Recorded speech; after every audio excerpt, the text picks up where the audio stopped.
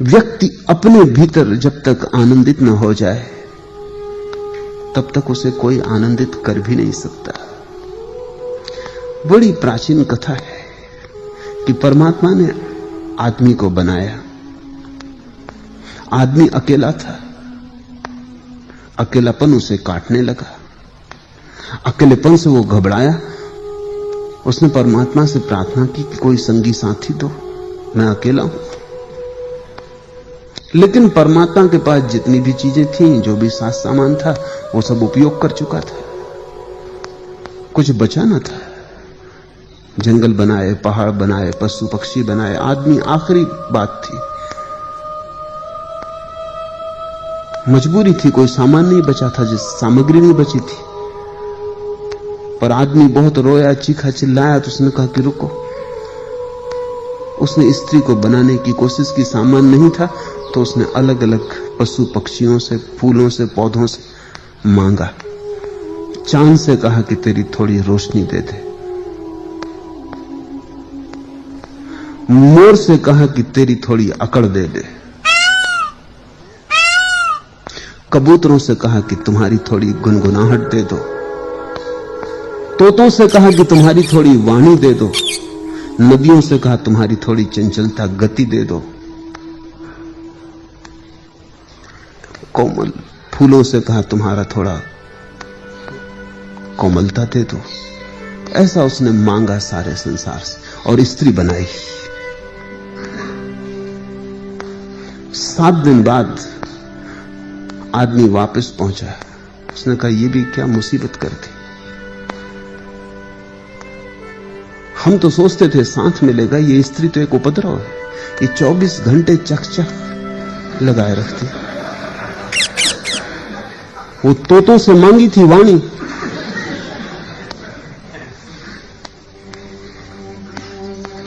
कोमल तो है बहुत, जब प्रेम करती तो बड़ी कोमल है, लेकिन अकड़ भी इसकी बहुत है। वो मोरों से अकड़ मांगी थी।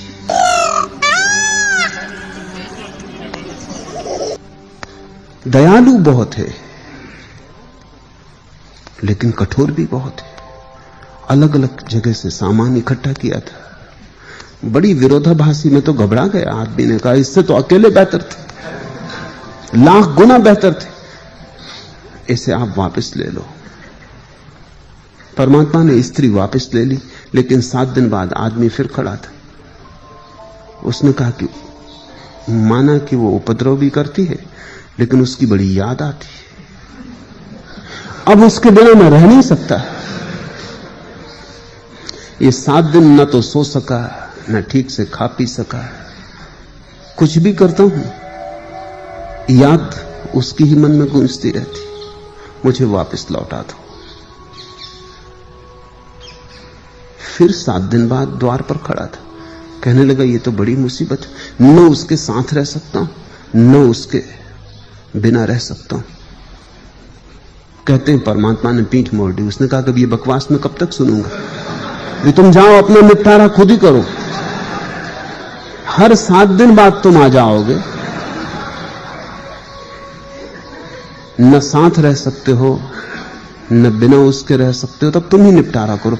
तब से आदमी निपटारा कर रहा है, अभी तक सुलझा नहीं,